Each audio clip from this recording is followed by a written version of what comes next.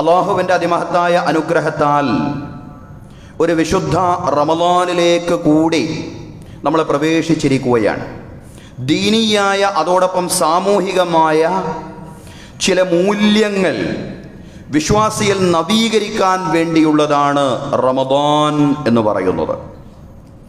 ആ മൂല്യങ്ങളിലൂടെ മാത്രമേ പ്രത്യേകിച്ചും ഈ കാലഘട്ടത്തിൽ വിശ്വാസി സമൂഹത്തിന് അതിജീവനം സാധ്യമാവുകയുള്ളൂ എന്നുള്ളതാണ്. ആ മൂല്യങ്ങളെ സംബന്ധിച്ച് പറയാനാണ് ഇന്നത്തെ ഖുത്ബ പ്രയോജനപ്പെടുത്തുന്നത്. റമളാനിക മൂല്യങ്ങൾ എന്തെല്ലാമാണ്? അള്ളാഹു പറയാനും കേൾക്കാനും നമുക്ക് തൗഫീഖ് നൽകി അനുഗ്രഹിക്കുമാറാവട്ടെ. ബഹുമാന്യരായ സഹോദരങ്ങളെ, സഹോദരിമാരെ, സൗം എന്നാണ് നോമ്പിന് സൗം, സിയാം എന്നെല്ലാമാണ് ഖുർആനിലും സുന്നത്തിലും പ്രയോഗിച്ചിട്ടുള്ളത്. അതിൻ്റെ ഭാഷാർത്ഥം പിടിച്ചു വെക്കുക, നിയന്ത്രിക്കുക എന്നാണ്. ശർഈയായി നിർവചിക്കുമ്പോൾ സൗം എന്ന് പറഞ്ഞാൽ പ്രഭാതം മുതൽ പ്രദോഷം വരെ അള്ളാഹുവിൻ്റെ തൃപ്തി മാത്രം ആഗ്രഹിച്ചുകൊണ്ട് ഭക്ഷണപാനീയങ്ങളും ഭാര്യാഭർത്തൃ സംസർഗവും ഉപേക്ഷിക്കലാണ്. അതാണ് ശർഈയായ വിവക്ഷയിൽ സൗം എന്ന് പറയുന്നത്. സഹോദരങ്ങളെ, യഥാർത്ഥത്തിൽ നമ്മൾ എന്താണ് ഈ റമളാനിലൂടെ നേടുന്നത്? നമ്മൾ പട്ടിണി കിടന്നത് കൊണ്ട്, അതല്ലെങ്കിൽ നമ്മൾ ഭാര്യാഭർത്തൃ സംസർഗത്തിൽ നിന്ന് അകന്നു നിന്നതുകൊണ്ട് പടച്ചതമ്പുരാനെ പ്രത്യേകിച്ച് എന്തെങ്കിലും നേടാനുണ്ടോ? ഒന്നും നേടാനില്ല. നേടാനുള്ളത് നമുക്കാണ്. നോമ്പനുഷ്ഠിക്കുന്ന വിശ്വാസികളായ നമുക്കാണ് നേടാനുള്ളത്. എന്താണ് നേടേണ്ടത്? പ്രലോഭനങ്ങളെ അതിജീവിക്കാനുള്ള ശേഷിയാണ് നേടേണ്ടത്. പട്ടിണി കിടന്നും ലൈംഗിക മോഹങ്ങൾ അതിജീവിച്ചും നിയന്ത്രിച്ചും മനസ്സിൻ്റെ പ്രലോഭനങ്ങളെ അതിജീവിക്കാനുള്ള ശേഷിയാണ് റമളാനിലൂടെ വിശ്വാസി ഒന്നാമതായി നേടുന്നത്. ഒന്നാമത്തെ ലക്ഷ്യം അതാണ്, പ്രലോഭനങ്ങൾ അതിജീവിക്കാനുള്ള ശേഷി നേടുക. അത് നേടിയവർക്കാണ് സ്വർഗമെന്നാണ് വിശുദ്ധ ഖുർആനിലൂടെ അല്ലാഹു തആല നമ്മെ അറിയിക്കുന്നത്. അതാണ് പ്രാരംഭത്തിൽ ഞാൻ ഓതിവെച്ച ഖുർആനിക വചനം. അല്ലാഹു പറയാൻ وَأَمَّا مَنْ خَافَ مَقَامَ رَبِّهِ وَنَهَى النَّفْسَ عَنِ الْهَوَى فَإِنَّ الْجَنَّةَ هِيَ الْمَأْوَى وَأَمَّا مَنْ خَافَ مَقَامَ رَبِّهِ ആരെങ്കിലും രക്ഷിതാവിൻ്റെ മഖാമിനെ, പദവിയെ ഭയപ്പെടുന്നവർ ഉണ്ടോ? അതോടൊപ്പം തന്നെ വനഹൻ നഫ്സ അനിൽ ഹവ, ഇച്ഛയിൽ നിന്നും അകന്നു നിൽക്കുന്നവരുമുണ്ടോ? ഇച്ഛയിൽ നിന്നും ദേഹേച്ഛയിൽ നിന്നും അകന്നു നിൽക്കുകയും രക്ഷിതാവിൻ്റെ മഖാമിനെ, പദവിയെ ഭയപ്പെടുകയും ചെയ്യുന്ന ആരൊരുത്തനും ഫഇന്നൽ ജന്നത ഹിയൽ മഅവാ, സ്വർഗം അവൻ്റെ അഭയകേന്ദ്രമാണ്. സ്വർഗം ആരുടെ അഭയകേന്ദ്രമാണെന്ന ഖുർആൻ പറഞ്ഞത്? ദേഹേച്ഛയിൽ നിന്ന് അകന്നു നിൽക്കുന്നവരുടെ. രക്ഷിതാവിൻ്റെ മഖാമിനെ, അള്ളാഹുവിൻ്റെ മഖാമിനെ ഭയപ്പെട്ടുകൊണ്ട്, പദവിയെ ഭയപ്പെട്ടുകൊണ്ട് ദേഹേച്ഛയിൽ നിന്ന് അകന്നു നിൽക്കുന്ന മനുഷ്യൻ, നിശ്ചയം അയാൾക്കുള്ളതാണ് സ്വർഗമെന്നാണ് അല്ലാഹു തആല പറയുന്നത്. പ്രവാചകൻ സല്ലല്ലാഹു അലൈഹി വസല്ലം പറഞ്ഞു, അഖ്വഫു മാ അഖാഫു അലൈക്കും ശഹവാത്തുൽ ഖയ്യി ഫീ ബുതൂനിക്കും വഫുറൂജിക്കും.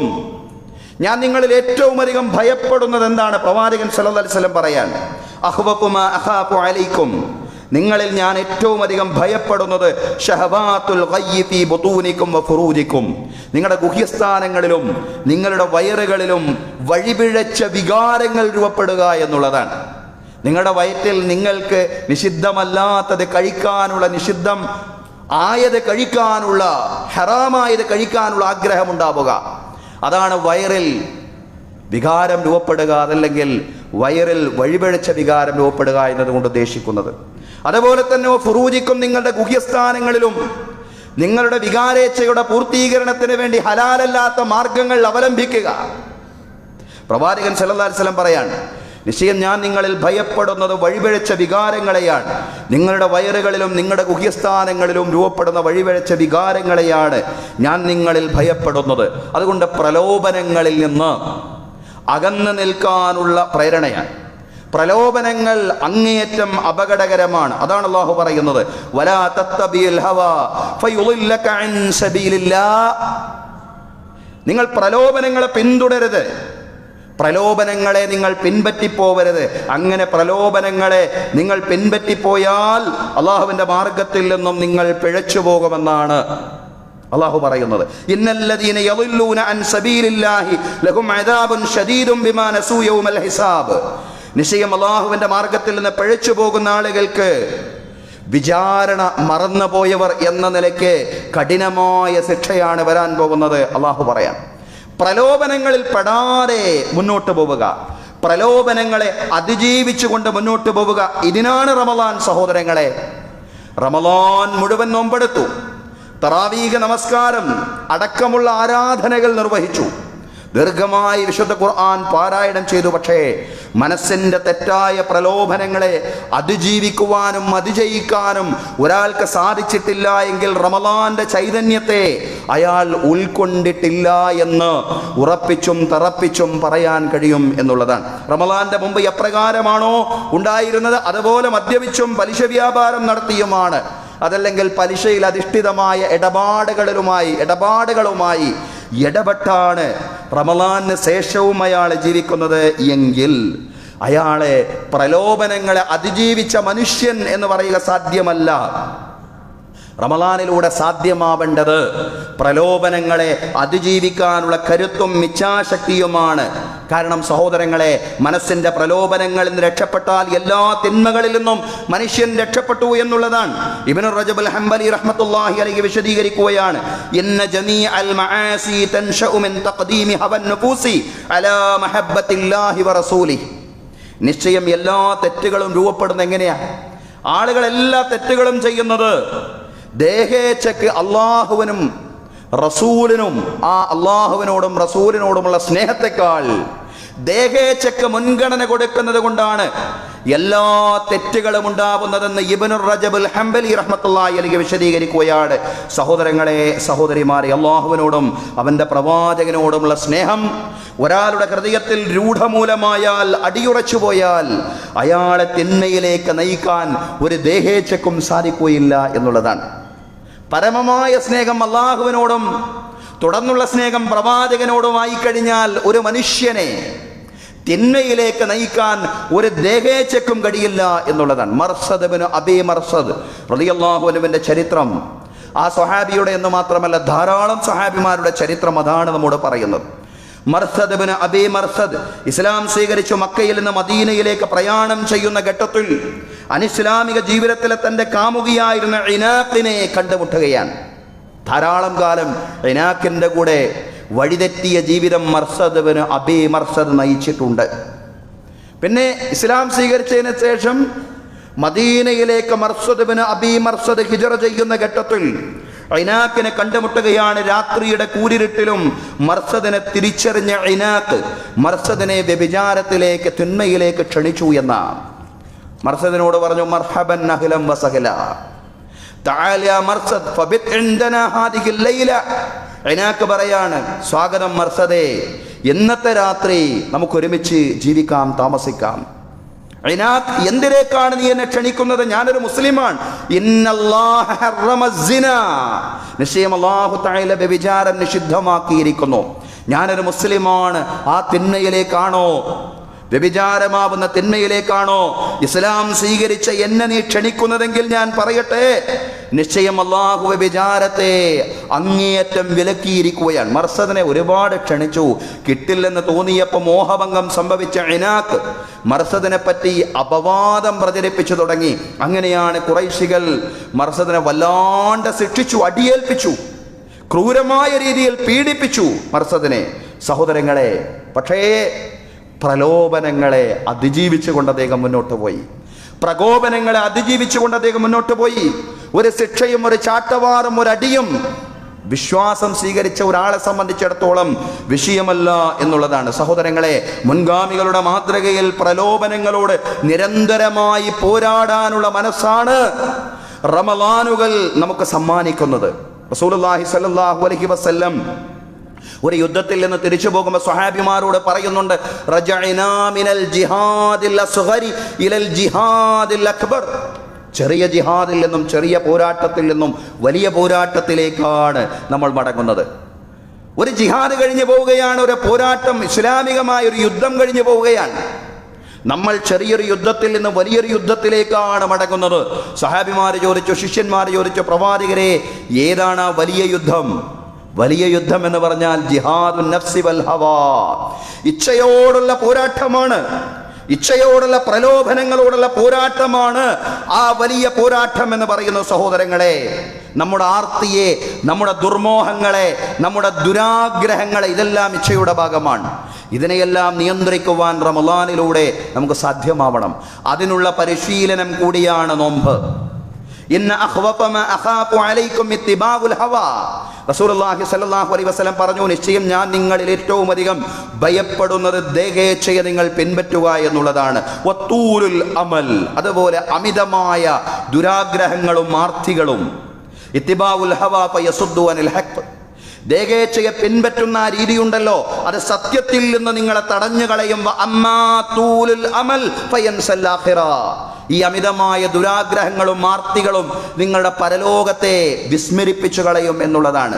സഹോദരങ്ങളെ, ഭക്ഷണത്തോടുള്ള ആർത്തിയെ നിയന്ത്രിച്ചുകൊണ്ട് മറ്റെല്ലാ ഭൗതിക വിഭവങ്ങളോടുമുള്ള ആർത്തിയെ നിയന്ത്രിക്കുക എന്നുള്ളതാണ് യഥാർത്ഥത്തിൽ ഇസ്ലാം നോമ്പിലൂടെ കാണുന്നത്. സഹോദരങ്ങളെ, ആ ഭൗതികമായ വിഭവങ്ങൾ, അത് സമ്പത്താവട്ടെ, സൗന്ദര്യമാവട്ടെ, അധികാര പദവികളാവട്ടെ, സമ്പത്തൊക്കെ വിശ്വാസിക്ക് ആവശ്യമാണ്. അതിനൊക്കെ അന്വേഷണങ്ങൾ നടത്താം, അതിനുവേണ്ടി പ്രയത്നിക്കാം. പക്ഷേ അതിനോടുള്ള അമിതമായ ആർത്തി, അത്യാർത്തി വിശ്വാസിയെ പിടികൂടാൻ പാടില്ല. അത് സമ്പത്തിനോടും സൗന്ദര്യത്തോടും അധികാര പദവികളോടും ഒന്നുമുള്ള അമിതാർത്തി വിശ്വാസിയെ പിടികൂടാൻ പാടില്ല. ആ അമിതാർത്തിയിൽ നിന്ന് അകന്നു നിൽക്കാനുള്ള പരിശീലനമാണ് നോമ്പെന്ന് പറയുന്നത്. പ്രവാചകൻ സല്ലല്ലാഹു അലൈഹി വസല്ലം പറഞ്ഞു, കുൻ ഖനിഅൻ തകുൻ അഗ്നൻ നാസ്, നീ ഉള്ളത് കൊണ്ട് തൃപ്തിപ്പെടുന്ന മനുഷ്യനാവണം, എങ്കിൽ നീ തന്നെയാണ് ജനങ്ങളിൽ ഏറ്റവും സമ്പന്നനായ ആൾ.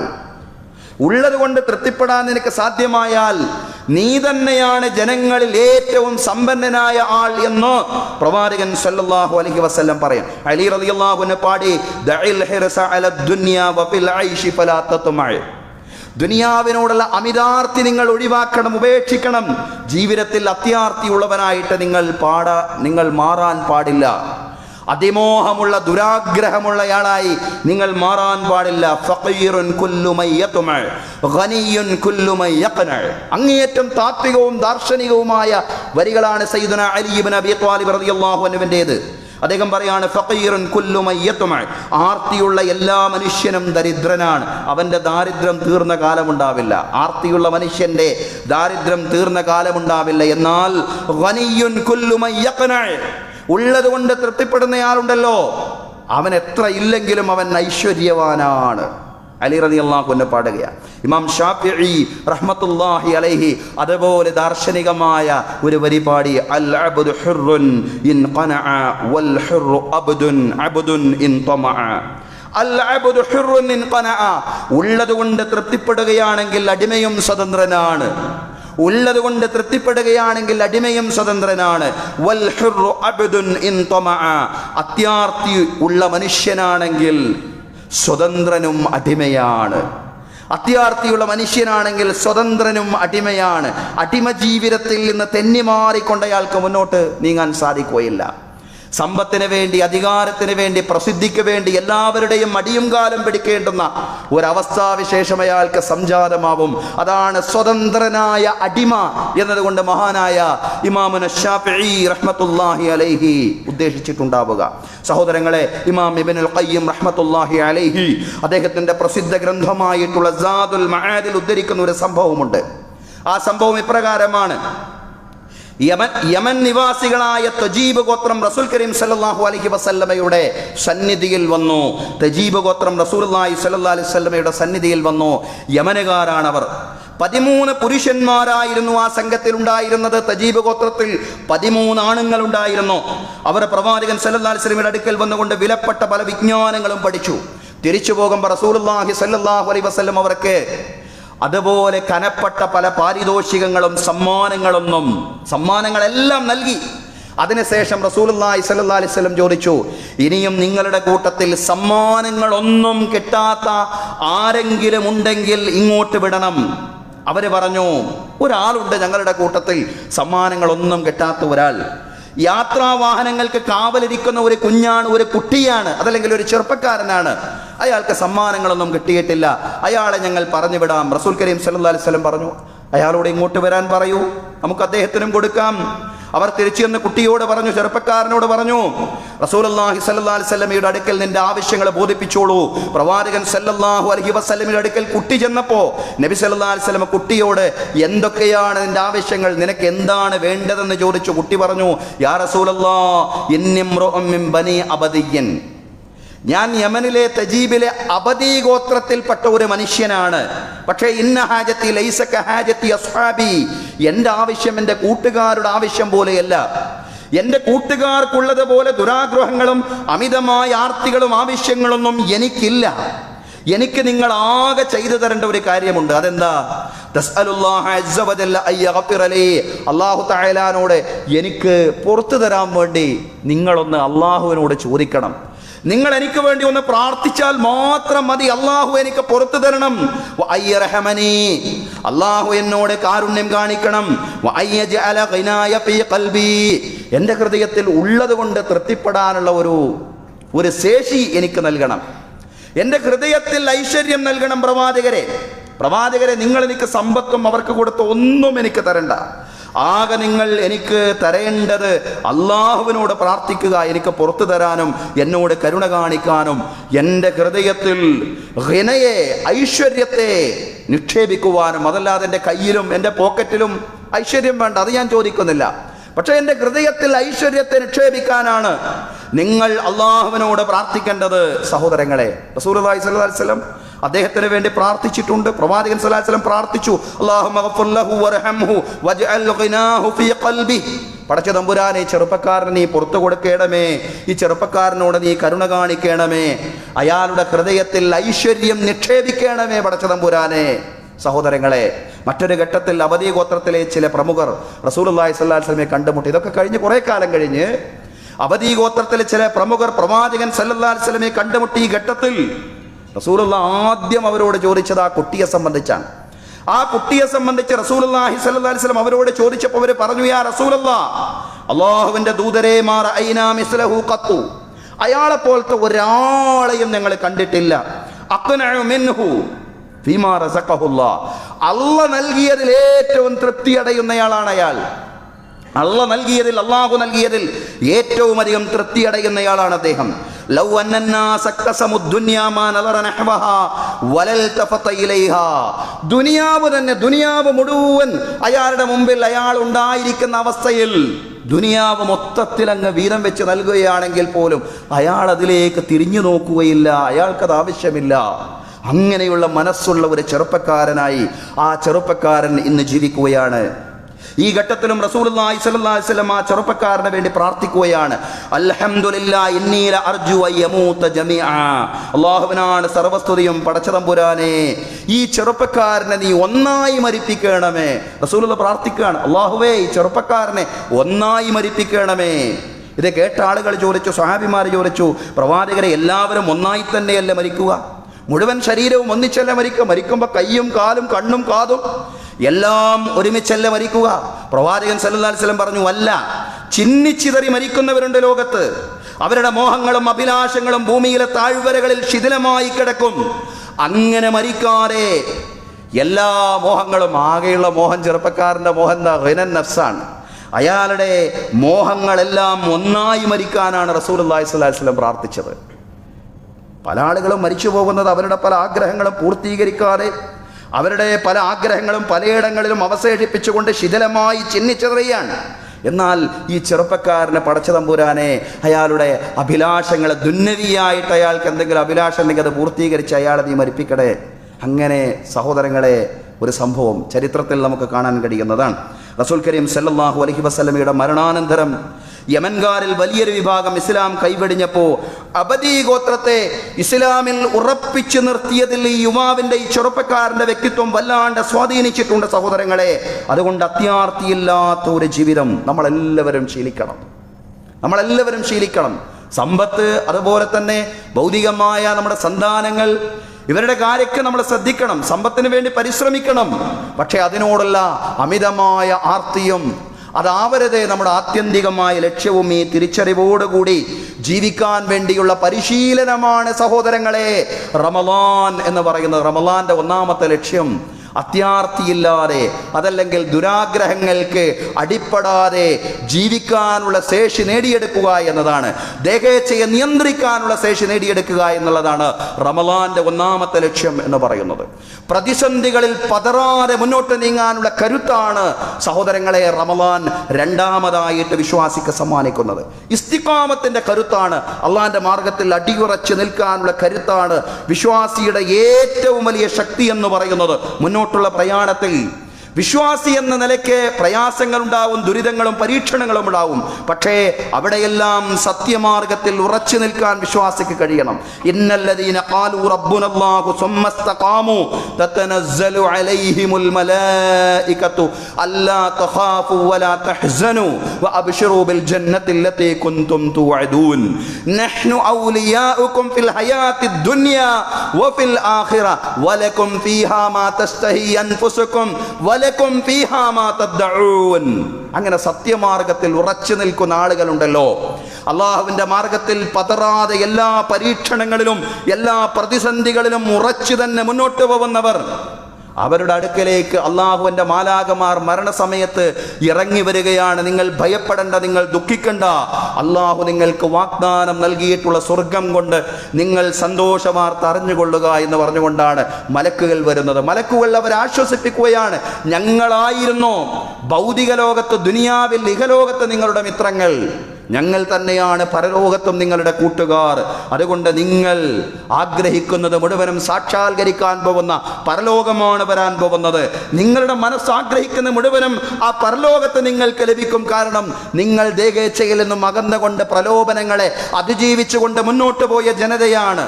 അതുകൊണ്ട് റബ്ബിന്റെ സൽക്കാരമാണ് പരലോകത്ത് നാഥൻ നിങ്ങൾക്ക് ഒരുക്കി വെച്ചിട്ടുള്ളത്. അള്ളാഹിന്റെ മാർഗത്തിൽ പതറാതെ ഉറച്ചു നിന്ന് മുന്നോട്ട് പോവുക. ഇസ്ലാമിൽ എനിക്ക് താങ്കൾ പ്രവാചകരെ ഒരു വാക്ക് പറഞ്ഞു തരണം, വേറൊരാൾക്കൊന്നും പറഞ്ഞു കൊടുത്തിട്ടില്ല, അങ്ങനെയുള്ള ഏറ്റവും ഗുണകരമായൊരു വാക്ക് എനിക്ക് പറഞ്ഞു തരണം എന്നൊരു സ്വഹാബി വന്നുകൊണ്ട് റസൂലുള്ളാഹി സ്വല്ലല്ലാഹി അലൈഹി വസല്ലമയോട് പറയുമ്പോൾ റസൂലുള്ളാഹി സ്വല്ലല്ലാഹി അലൈഹി വസല്ലം പറയാണ്, ഖുൽ ആമൻതു ബില്ലാഹി സുമ്മസ്തഖിം. നീ ആമൻതു ബില്ലാഹി എന്ന് പറയണം, ഞാൻ അല്ലാഹുവിൽ വിശ്വസിച്ചു എന്ന് പറയണം. എന്നിട്ട് സത്യമാർഗത്തിൽ പതറാതെ നീ ഉറച്ചു നിൽക്കണം. അല്ലാഹുവിന്റെ മാർഗത്തിൽ ജീവിക്കുന്നവർ സഹോദരങ്ങളെ, നമുക്കറിയാം ദേശീയ തലത്തിലും അന്തർദേശീയ തലത്തിലും എല്ലാം തന്നെ വലിയ പ്രതിസന്ധികളിലൂടെയാണ് മുന്നോട്ട് പോകുന്നത്. ഫലസ്തീൻ മക്കൾ ലോകത്തിന് മുമ്പിലുണ്ട്, അവരെ നമുക്ക് മറന്നു പോകാൻ പാടില്ല. പ്രത്യേകിച്ചും റമളാനിൽ നമ്മൾ അവരെ ഏറെ ഓർക്കണം. അല്ലാഹു അവരുടെ എല്ലാ പരീക്ഷണങ്ങളെയും അതിജീവിച്ച് മുന്നോട്ട് പോകാൻ അവർക്ക് തൗഫീഖ് നൽകി അനുഗ്രഹിക്കുമാറാവട്ടെ. സഹോദരങ്ങളെ, ആവശ്യമായ ഭക്ഷണമില്ലാതെ, വെള്ളമില്ലാതെ, മതിയായ മരുന്ന് പോലും ഇല്ലാതെയാണ് അവരിൽ പലരും റമളാനിലേക്ക് പ്രവേശിച്ചു കൊണ്ടിരിക്കുന്നത് എന്നുള്ളതാണ്. അതല്ലെങ്കിൽ റമളാൻ അവർ വരവേറ്റിട്ടുള്ളത് ഒന്നുമില്ലാത്ത അവസ്ഥയിലാണ് സഹോദരങ്ങൾ. വലിയ പരീക്ഷണങ്ങൾ അന്തർദേശീയ തലത്തിൽ ഇസ്ലാമിക ഉമ്മത്ത് അഭിമുഖീകരിക്കുന്നുണ്ട്. ദേശീയ തലത്തിലും ഇസ്ലാമിക ഉമ്മത്ത് വലിയ പരീക്ഷണങ്ങൾ, ഇന്ത്യയിൽ മുസ്ലിങ്ങളും പ്രതിസന്ധികൾ അഭിമുഖീകരിച്ചു കൊണ്ടിരിക്കുന്നുണ്ട്. അത് നമ്മൾ പ്രത്യേകിച്ച് പറയേണ്ടുന്ന കാര്യമില്ല, എല്ലാവർക്കും അറിയാവുന്ന കാര്യമാണ്. രാജ്യത്ത് പൗരത്വ ഭേദഗതി നിയമം നടപ്പിലാക്കി സഹോദരങ്ങളെ, വഖഫ് ഭേദഗതി നിയമം നടപ്പിലാക്കി. ആൾക്കൂട്ട കൊലപാതകങ്ങൾ ഇന്നും അവസാനിച്ചിട്ടില്ല എന്നുള്ളതാണ്, ഇന്നും അരങ്ങേറിക്കൊണ്ടിരിക്കുന്നു എന്നുള്ളതാണ്. നിരപരാധികളായ എത്രയോ മനുഷ്യർ ഇന്നും രാജ്യത്തിന്റെ ജയിലറകളിൽ അവരുടെ അനിവാര്യമായ വിചാരണ പോലും നടക്കാതെ കഴിഞ്ഞുകൂടിക്കൊണ്ടിരിക്കുകയാണ്. ഇതിനെല്ലാം ഇരയായിക്കൊണ്ടിരിക്കുന്ന ഏറ്റവും വലിയ വിഭാഗം എന്ന് പറയുന്നത് സഹോദരങ്ങളെ മുസ്ലിങ്ങളാണ്.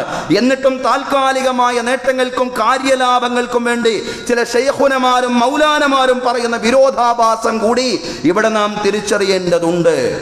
മുസ്ലിങ്ങൾ രാജ്യത്ത് പൂർണ്ണമായും സുരക്ഷിതരാണ്. സഹോദരങ്ങളെ, എങ്ങനെയാണ് ആ പ്രസ്താവന ശരിയായ പ്രസ്താവനയാവുക? തീർച്ചയായും നമ്മളെല്ലാം തിരിച്ചറിയുന്നു, രാജ്യത്തെ ഒരു പ്രാഥമികമായിട്ട് എല്ലാ മുസ്ലിങ്ങളും എന്ന് മാത്രമല്ല, രാജ്യത്തെ പൗരന്മാരെ മുഴുവൻ, രാജ്യത്തെ മുസ്ലിങ്ങളടക്കമുള്ള ന്യൂനപക്ഷങ്ങൾ അഭിമുഖീകരിക്കുന്ന വലിയ പ്രശ്നങ്ങളെ സംബന്ധിച്ച് തിരിച്ചറിവോടുകൂടി മുന്നോട്ട് നീങ്ങുമ്പോഴാണ് ചില ആളുകൾ ഒരു പ്രശ്നവും ഇവിടെ അഭിമുഖീകരിക്കുന്നില്ല. പൂർണ്ണമായ സുരക്ഷയാണ് മുസ്ലിങ്ങളടക്കമുള്ള ന്യൂനപക്ഷങ്ങൾക്ക് രാജ്യത്തുള്ളത് എന്ന് പറയാണ് സഹോദരങ്ങളെ.